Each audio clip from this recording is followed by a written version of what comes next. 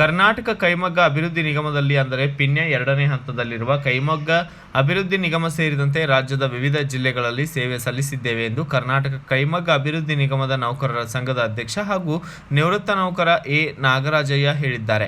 ನಿವೃತ್ತಿಯಾದ ನಂತರ ಇಲ್ಲಿಯವರೆಗೆ ಗ್ರ್ಯಾಚ್ಯುಟಿ ಮತ್ತು ಗಳಿಕೆ ಹಣ ಹಾಗೂ ನಿಗಮದಿಂದ ಬರುವ ಸವಲತ್ತುಗಳು ಕೊಟ್ಟಿಲ್ಲ ಎಂದು ಬೇಸರ ವ್ಯಕ್ತಪಡಿಸಿದ ಅವರು, ಸುಮಾರು ಬಾರಿ ಕೈಮಗ್ಗ ಅಭಿವೃದ್ಧಿ ನಿಗಮದ ವ್ಯವಸ್ಥಾಪಕ ನಿರ್ದೇಶಕರಿಗೆ, ಅಧ್ಯಕ್ಷರಿಗೆ, ಸಚಿವರಿಗೆ ಮತ್ತು ಅಧಿಕಾರಿಗಳಿಗೆ ಮನವಿ ಪತ್ರ ಸಲ್ಲಿಸಿದರೂ ನಮ್ಮ ಬೇಡಿಕೆಗಳು ಈಡೇರಿಲ್ಲ. ನಮಗೆ ವಯಸ್ಸು ಆಗಿದೆ, ಒಂದಿಲ್ಲ ಒಂದು ಕಾಯಿಲೆಗಳು ಬರ್ತಾ ಇರ್ತವೆ. ಇನ್ನು ಈ ಕಾಯಿಲೆಗಳಿಂದ ಈಗಾಗಲೇ ನಾವು BP, ಶುಗರ್, ಕ್ಯಾನ್ಸರ್, ಕಿಡ್ನಿ, ದೇಹಕ್ಕೆ ಸಂಬಂಧಪಟ್ಟಂತಹ ಕಾಯಿಲೆಗಳಿಂದ ಬಳಲುತ್ತಿದ್ದು ಪ್ರತಿ ತಿಂಗಳ ಔಷಧಿಗೆ ಹಣವಿಲ್ಲದಂತಾಗಿದೆ. ಈ ಪರಿಸ್ಥಿತಿಯಲ್ಲಿ ದಿನದಿಂದ ದಿನಕ್ಕೆ ನಿತ್ಯ ಬಳಸುವ ವಸ್ತುಗಳು ಕೂಡ ಗಗನಕ್ಕೆ ಏರುತ್ತಿವೆ. ಕೊಡುವ ಸವಲತ್ತನ್ನು ನೀಡದಿರುವುದಕ್ಕೆ ಕಷ್ಟದ ಜೀವನ ಮಾಡುತ್ತಿದ್ದೇವೆ. ನಾವು ನಿವೃತ್ತ ನೌಕರರು, ನಾವುಗಳು 50ರಿಂದ 60 ಜನರು ಇದ್ದೇವೆ. ಇಲ್ಲಿಯವರೆಗೆ ಗ್ರ್ಯಾಚ್ಯುಟಿ, ಗಳಿಕೆ, ರಜೆಯ ಹಣ ಮತ್ತು ಬರಬೇಕಾದ ಸವಲತ್ತುಗಳನ್ನು ಕೊಟ್ಟಿಲ್ಲ. ದಯವಿಟ್ಟು ಸಂಬಂಧಪಟ್ಟ ಸಚಿವರು, ನಿಗಮದ ಅಧ್ಯಕ್ಷರು, ವ್ಯವಸ್ಥಾಪಕ ವರ್ಗದವರು ನಿವೃತ್ತ ನೌಕರರ ಮೇಲೆ ಕರುಣೆ ತೋರಿ ಶೀಘ್ರದಲ್ಲಿ ಗ್ರ್ಯಾಚ್ಯುಟಿ, ಗಳಿಕೆ, ರಜೆಯ ಹಣ ಬಿಡುಗಡೆ ಮಾಡಬೇಕೆಂದು ಮಾಧ್ಯಮದವರ ಮೂಲಕ ಮನವಿ ಮಾಡಿಕೊಳ್ಳುತ್ತೇವೆ ಎಂದು ಕರ್ನಾಟಕ ಕೈಮಗ್ಗ ನಿಯಮಿತ ಸಂಘದ ಅಧ್ಯಕ್ಷ ಎ ನಾಗರಾಜಯ್ಯ ನಮ್ಮ BV5 ನ್ಯೂಸ್ಗೆ ತಿಳಿಸಿದ್ದಾರೆ. ಎ ನಾಗರಾಜಯ್ಯ ಈ ದಿವಸ ನಿವೃತ್ತಿ ನೌಕರರ ಸಂಘದ ವತಿಯಿಂದ ಈ ದಿವಸ ದಿನಾಂಕ 6/3/2025 ಸಭೆ ನಡೆಸ್ತಾ ಇದ್ದೀವಿ. ಆ ಸಭೆಯಲ್ಲಿ ಎಲ್ಲ ಭಾಗವಹಿಸಿ ಇವತ್ತಿನ ನೌಕರರ ಕುಂದುಕೊರತೆಗಳ ಬಗ್ಗೆ ನಮಗೆ 2 ವರ್ಷ 3 ವರ್ಷದಿಂದ ಗ್ರ್ಯಾಚ್ಯುಟಿ ಆಗಲಿ, ಗಳಿಕೆ ರಜದ ಅಮೌಂಟ್ ಆಗಲಿ ಬಂದಿಲ್ಲ. ಕೆಲವರಿಗೆ 2 ಜನ 3 ಜನ ಹಿಂಗೆ ಕೊಡ್ತಾ ಇದ್ದಾರೆ. ಸುಮಾರು ಬಾರಿ ನಾವು ಮಾನ್ಯ ವ್ಯವಸ್ಥಾಪಕ ನಿರ್ದೇಶಕರನ್ನು ಭೇಟಿ ಮಾಡೋ ಮನವಿ ಪತ್ರ ಕೊಟ್ಟಿದ್ದೀವಿ. ಮಾನ್ಯ ಜವಳಿ ಖಾತೆ ಸಚಿವರನ್ನು ಸಹ ಅವ್ರಿಗೂ ಮನವಿ ಪತ್ರ ಕೊಟ್ಟಿದ್ದೀವಿ. ಮಂಡಳಿ ಸಭೆಯ ಡೈರೆಕ್ಟರ್ಗಳು ಅವ್ರನ್ನೂ ಭೇಟಿ ಮಾಡಿದ್ದೀವಿ. ಜವಳಿ ಖಾತೆ ಸಚಿವರನ್ನು ಸಹ, ಜವಳಿ ಖಾತೆ ಆಯುಕ್ತರು ಅವ್ರನ್ನೂ ಭೇಟಿ ಮಾಡಿದ್ದೀವಿ. ಯಾವುದೂ ಕಾರ್ಯಗತಿ ಆಗಿಲ್ಲ. ನಮಗೆ 2 ವರ್ಷ 45ರಿಂದ 50 ಜನ ನಮಗೆ ಎಂಪ್ಲಾಯ್ಸ್ ಇದ್ದಾರೆ.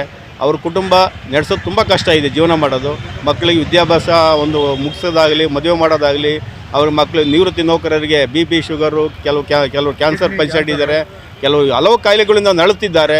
ಅವರಿಗೆ ಜೀವನ ಮಾಡೋದೇ ಕಷ್ಟ ಆಗಿದೆ. ಅದರಿಂದ ನಮ್ಮ ನಿಗಮದ ವತಿಯಿಂದ ಬರಬೇಕಾದ ಸವಲತ್ತುಗಳನ್ನು ಶೀಘ್ರವಾಗಿ ಬಿಡುಗಡೆ ಮಾಡಬೇಕೆಂದು ಇವತ್ತಿನ ಮೂಲಕ ಶೀಘ್ರವಾಗಿ ಮನವಿ ಪತ್ರ ಮುಖಾಂತರ ನಮ್ಮ ಮಾಧ್ಯಮ ಪತ್ರಿಕೆಗಳಿಂದ ಕೇಳ್ಕೊಳ್ತಾ ಇದ್ದೀವಿ. ಈಗಾಗಲೇ ನಮ್ಮ ನಿಗಮದ ವ್ಯವಸ್ಥಾಪಕ ನಿರ್ದೇಶಕರಿಂದ ಫಸ್ಟು ಒಬ್ಬರು ಲೇಡಿ ಇದ್ದರು. ಈಗ 3ನೇ ಬಾರಿ ನಾವು ಸುಮಾರು 2022ರಿಂದ ಮನವಿ ಪತ್ರ ಕೊಡ್ಕೊಂಬತ್ತಾ ಇದ್ದೀವಿ. ಜವಳಿ ಖಾತೆ ಸಚಿವರಾಗಲಿ, ಆಮೇಲೆ ಜವಳಿ ಆಯುಕ್ತರು ಎಲ್ಲರಿಗೂ ಕೊಟ್ಕೊಂಬಂದಿದ್ವಿ. ಸಂಬಂಧಪಟ್ಟ ನಮ್ಮ ಜವಳಿ ಖಾತೆ ಸಚಿವರಿಗೂ ಕೊಟ್ಟಿದ್ದೀವಿ. ಏನು ಕಾರ್ಯಗತ ಆಗಿಲ್ಲ. C&I ಸೆಕ್ರೆಟ್ರಿ, ಮುಖ್ಯ ಸರ್ಕಾರದ C&I ಸೆಕ್ರೆಟ್ರಿಗಳಲ್ಲಿ ಜವಳಿ ಆಯುಕ್ತರು, ನಮ್ಮ ನಿಗಮದ MD ಅವರಿಗೆ ಎಲ್ಲರಿಗೂ ಕೊಟ್ಟಿದ್ದೀವಿ. ಸುಮಾರು ಕೊಡ್ತೀವಿ ಅಂತ ಹೇಳ್ಕೊಂಡೇ ಬರ್ತಾವ್ರೆ. ಯಾವುದೂ ಕಾರ್ಯಗತ ಆಗಲಿಲ್ಲ. ನಾವು ಬೇಸತ್ತು ಇವತ್ತಿನ ಒಂದು ತೀರ್ಮಾನ ತೆಗೆದುಕೊಳ್ಳೋಕ್ಕೆ ಮುಂದೆ ಬರ್ತಾ ಇದ್ದೀವಿ. ಈಗ 50 ಜನ ಅಂತ ಹೇಳ್ತೀರಾ? ಹೌದು. ಎಲ್ಲೆಲ್ಲೂ ಕೆಲಸ ಮಾಡಿದ್ದಾರೆ? ಇಡೀ ನಮ್ಮ ಪಿಣ್ಯ ಘಟಕ ಇಡೀ ಕರ್ನಾಟಕದಲ್ಲಿ ಹುಬ್ಳಿ ಆಗಿರ್ಬೋದು, ಪಿಣ್ಯ 2ನೇ ಆಗಿರ್ಬೋದು, ಬೆಂಗಳೂರು ಎಲ್ಲ ಶೋರೂಮ್ಸ್ಗಳು ಎಲ್ಲ ನಮ್ಮ ಕರ್ನಾಟಕದ ಎಲ್ಲ ಯೂನಿಟ್ಗಳು ಇದ್ದಾರೆ. ಎಲ್ಲ ಜಿಲ್ಲೆಯಲ್ಲೂ ಇದ್ದಾರೆ. ಕರ್ನಾಟಕದ ಎಲ್ಲ ಭಾಗದಲ್ಲೂ ಇದ್ದಾರೆ. ಈಗಾಗಲೇ ನಮ್ಮ MD ನಮ್ಮ ಭೇಟಿ ಮಾಡಿದ್ದೀವಿ. ಕೊಡ್ತೀವಿ ಅಂತ ಹೇಳಿದ್ದಾರೆ. ನಮಗೆ ಲಂಸಮ್ ಆಗಿ 22, 23ರಿಂದ 24 ತನಕ ಫುಲ್ ಕಂಪ್ಲೀಟ್ ಮಾಡಬೇಕು ಅಂತ ನಮಗೆ ಗ್ರ್ಯಾಚ್ಯುಟಿ ಆ್ಯಂಡ್ ಗಳಿಕೆ ಸ್ಥಳೀಯ ರಾಜಕೀಯದವರಿಗೆ ನಾವು ಯಾರು ಕೊಟ್ಟಿಲ್ಲ. ಇನ್ಮೇಲೆ ಮಾಡಬೇಕು ಅಂತ ಇದ್ದೀವಿ. ಸ್ಥಳೀಯ ರಾಜಕೀಯದವರಿಗೆ ನಮ್ಮ ಮುಂದೆ ಸಹ ಈ ಕ್ಷೇತ್ರದ ಮುನ್ರಾಜಣ್ಣ ಅವ್ರಿಗೂ ಸಹ ಈ ಶೀಘ್ರದಲ್ಲಿ ನಾಳೆ ನಾಡದಲ್ಲಿ ಅವ್ರಿಗೆ ಮನವಿ ಪತ್ರ ಕೊಡ್ತೀವಿ.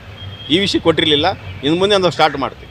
ನಾವು ಮೊದಲ ಕುಮಾರಸ್ವಾಮಿ, ವಿಜೇಂದ್ರ ಎಲ್ಲ ಕೊಟ್ಟಿದ್ದೀವಲ್ಲ ಇವರ ಇರಲಿ, ಅದೆಲ್ಲ ಹೇಳಿ ಪರವಾಗಿಲ್ಲ. ಇದೇ ವೇಳೆ ಶಾಸಕ ಎಸ್ ಮುನಿರಾಜು ಅವರಿಗೆ ಮನವಿ ಕೊಡಲಾಗುವುದು ಎಂದ ಅವರು, ನಿವೃತ್ತ ನೌಕರರಾದ ಕೆ ವೆಂಕೋಬರಾವ್, ಆನಂದ ಕುಮಾರ್, ಸ್ವಾಮಿ ದೇವರು, ವರದರಾಜು ಸೇರಿದಂತೆ ಇತರರು ಕೂಡ ಭಾಗಿಯಾಗಿದ್ದರು. Bureau report, Ayyanna master, BV5 news Kannada, Bengaluru. Thanks for watching. Read, discuss and debate with editor Dr. Yan Prashant Rao. Wanted reporters in print, digital and visual media for Bharat Vaibhav Daily Newspaper, BV News 5 Channel and BV Fast Web News from all the talukas of Karnataka, Goa and Maharashtra. If interested, send your resume to 9019229369.